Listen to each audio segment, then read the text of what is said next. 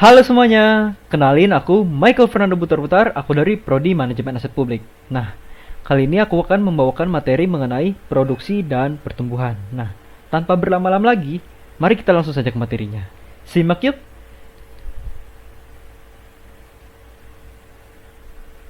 Oke, oke, jadi ada pertanyaan di sini.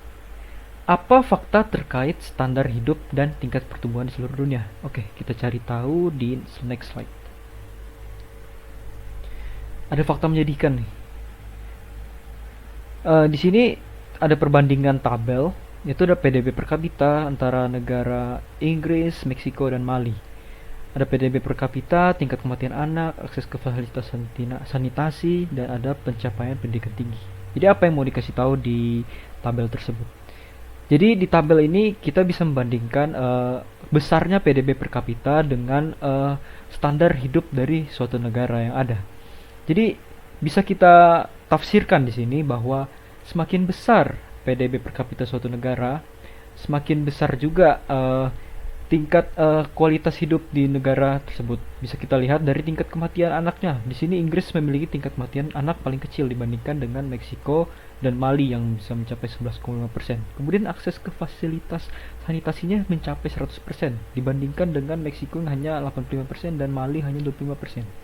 Kemudian pencapaian pendidikan tingginya itu mencapai 60% untuk di negara Inggris, sedangkan di Meksiko hanya 30% dan di Mali hanya 7%.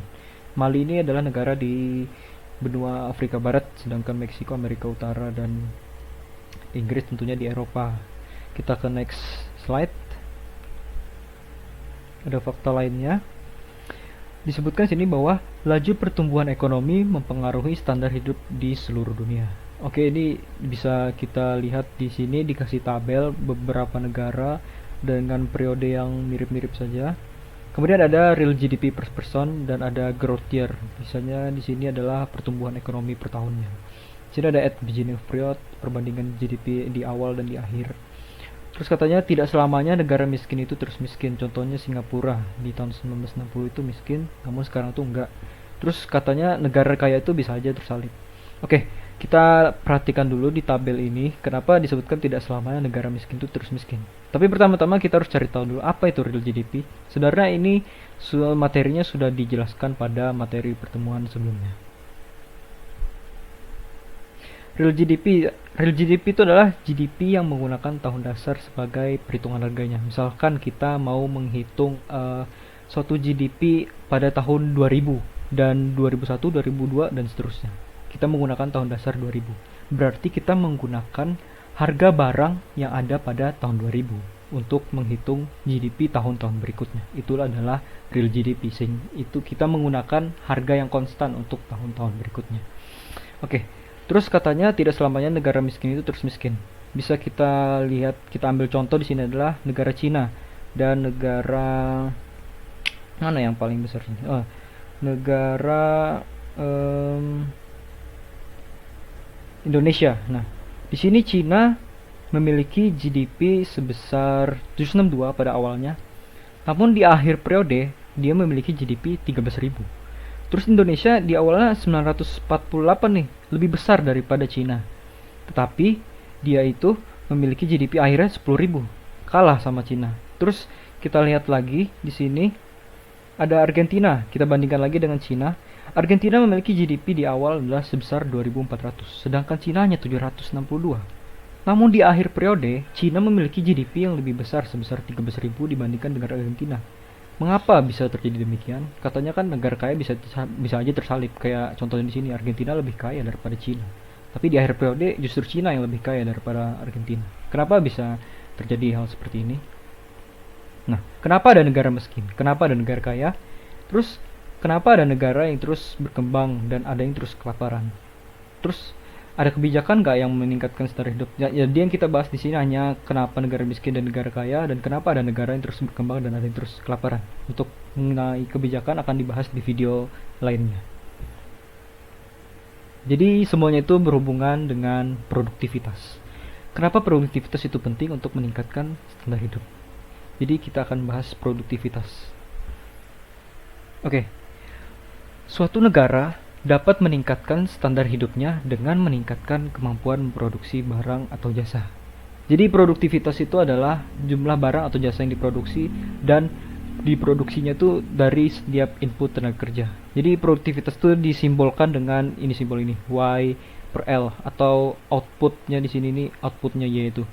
Di sini dibilangnya PDB real, dan L itu jumlah neker atau labor tenaga kerjanya. Jadi produktivitas negara itu akan menentukan seberapa cepat suatu negara itu berkembang, seberapa cepat sih pertumbuhan ekonomi suatu negara tersebut. Sehingga yang membedakan negara kaya dan negara miskin, dan negara yang terus berkembang dan terus kelaparan, itu adalah produktivitasnya. Oke, kita next.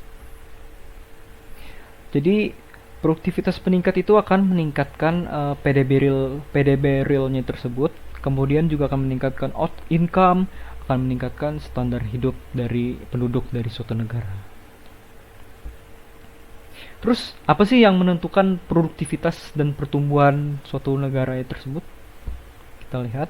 Jadi ada beberapa faktor yang menentukan produktivitas. Ada natural resource, contohnya kayu, terus ada human capital, terus ada physical capital ya harusnya di sini.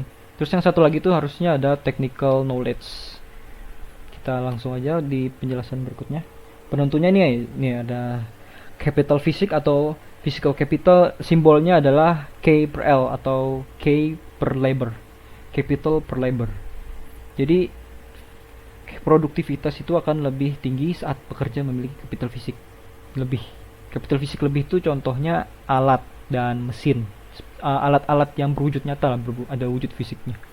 Kemudian faktor berikutnya adalah capital SDM atau human capital. Jadi simbol human capital adalah H per L atau human capital per labor. Jadi semakin tingginya human per labor dan juga physical capital per labor, itu akan meningkatkan output atau produktivitas suatu negara. Jadi semakin tingginya human dan physical capital, akan semakin tinggi pula produktivitasnya. Dan human capital itu dicerminkan dengan adanya pendidikan, skill, dan pengalaman dari manusia-manusia yang ada. Nah, terus ada faktor lainnya adalah N per L atau sumber daya alam, natural resource per labor. Ini juga penentu suatu produktivitas itu akan semakin tinggi. Jadi misalkan semakin banyak sumber daya alam yang ada, produktivitas semakin negara itu juga semakin tinggi. Contoh SDA itu ya tanah, sungai, sisa mineral, kayu. Kemudian ada tech knowledge atau pengetahuan terkait cara terbaik memproduksi. Di sini ada ilustrasi seorang anak dan ayahnya. Di sini anaknya membawakan alat untuk ngecat roll, dan ayahnya sendiri mengecat, namun dia masih menggunakan kuas. Di sini menunjukkan ilustrasi bahwa SDM yang rendah akan mempengaruhi produktivitasnya karena mereka tidak tahu mengenai teknologi yang ada, sehingga produktivitasnya tidak akan berkembang meski teknologi itu ada. Jika saja orang ini atau ayahnya ini punya pengetahuan yang lebih mengenai teknologi dan teknologinya itu ada, tentunya produktivitasnya akan semakin tinggi, sehingga dia akan mengerjakan tembok ini, mengecatnya dengan lebih efisien gitu. Nah, terus technology or human capital. Jadi dua-duanya itu sama-sama penting.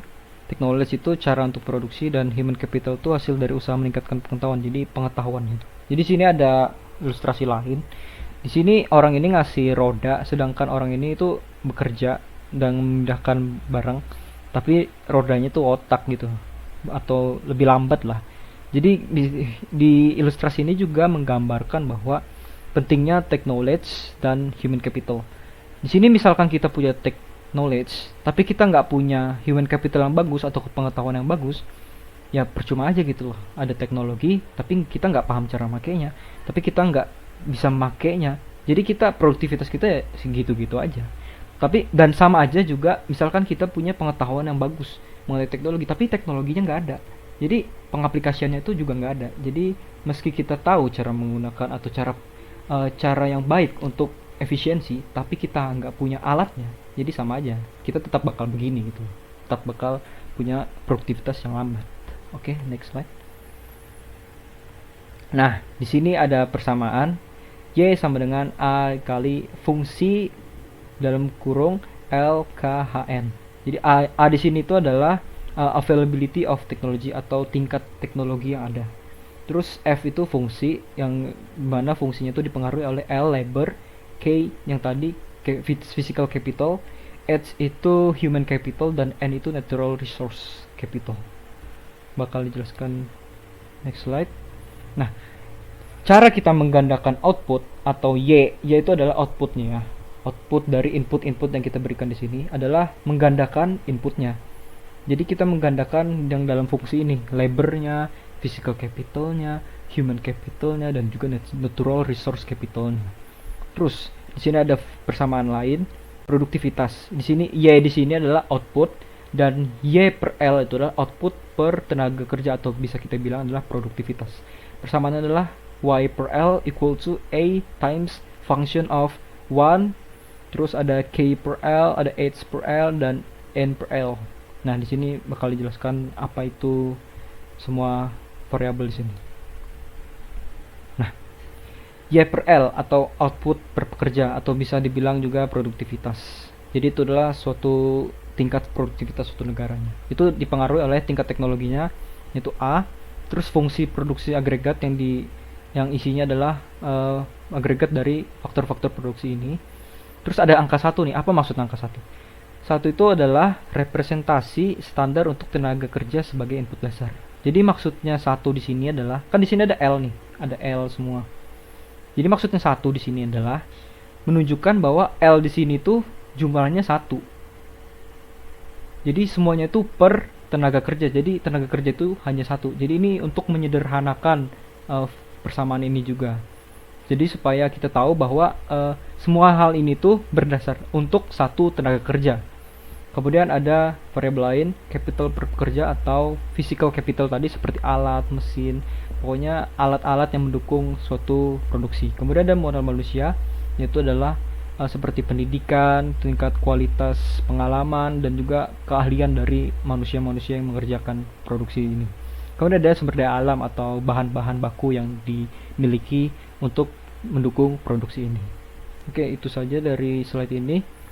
Kita coba ke slide berikutnya. Ini kita lihat ada tambahan materi sini.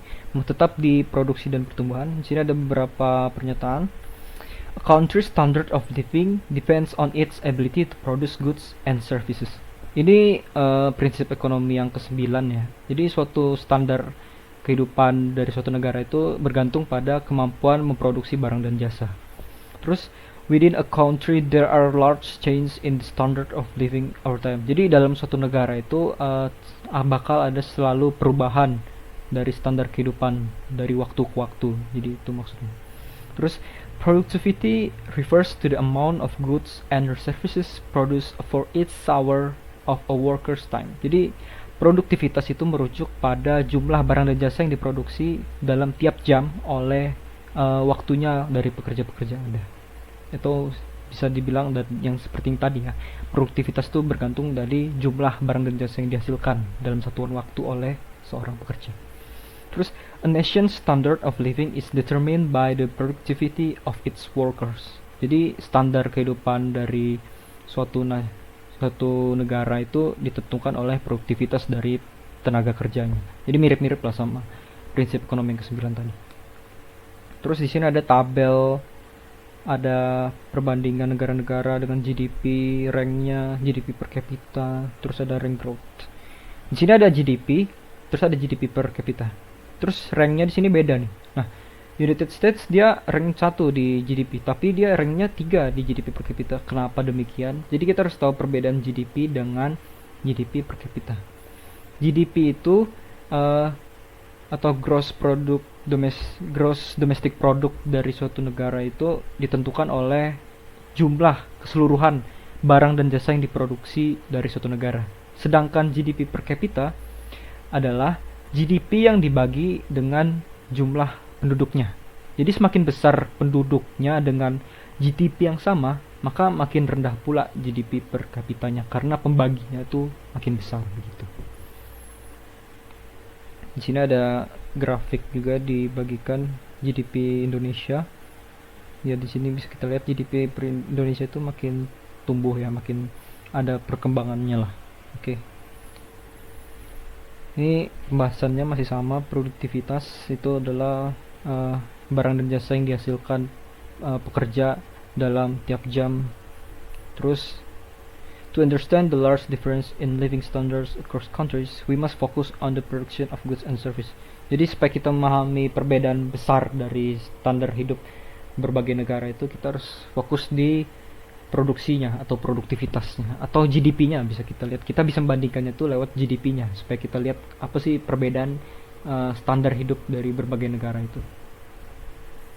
How productivity is determined. The inputs in use to produce. Ini mirip yang tadi. Faktor-faktor produksinya itu ada 4: physical capital, human capital, natural resources, dan technological knowledge. Nah ini sama juga yang kayak tadi. Y atau outputnya itu ditentukan oleh tingkat teknologi dan fungsi dari labor, physical capital, human capital, dan natural resource capital. Ini juga sama, Y per L sama dengan AF1. Jadi sama aja lah isinya. Oke. Mungkin itu aja pembahasan kita di video kali ini. Terima kasih teman-teman yang udah menyaksikannya. Semoga teman-teman bisa memahaminya dengan baik. Dan see you on next video. Bye-bye.